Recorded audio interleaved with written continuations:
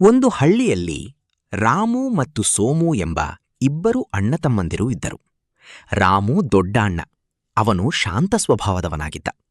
ಸೋಮು ಚಿಕ್ಕ ತಮ್ಮ. ಅವನು ಸ್ವಲ್ಪ ಚಂಚಲನು ಮತ್ತು ಆಟವಾಡುವುದನ್ನೇ ಹೆಚ್ಚು ಇಷ್ಟಪಡುತ್ತಿದ್ದ.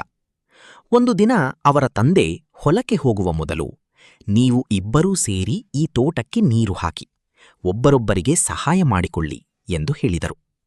ರಾಮು ಕೆಲಸ ಆರಂಭಿಸಿದನು. ಆದರೆ ಸೋಮು ಆಟಕ್ಕೆ ಹೋಗಿಬಿಟ್ಟನು. ಒಬ್ಬನೇ ಕೆಲಸ ಮಾಡಿದ ರಾಮು ತುಂಬಾ ಆಯಾಸಗೊಂಡನು.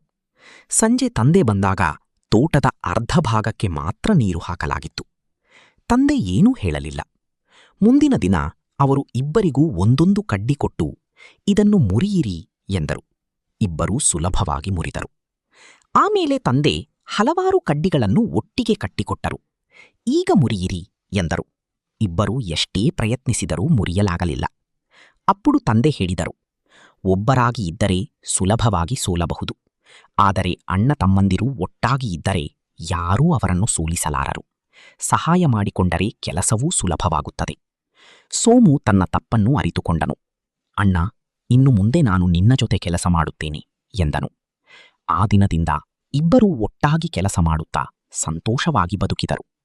ನೀತಿ: ಅಣ್ಣ ತಮ್ಮಂದಿರೂ ಒಗ್ಗಟ್ಟಾಗಿ ಇದ್ದರೆ ಯಾವ ಕಷ್ಟವನ್ನೂ ಜಯಿಸಬಹುದು.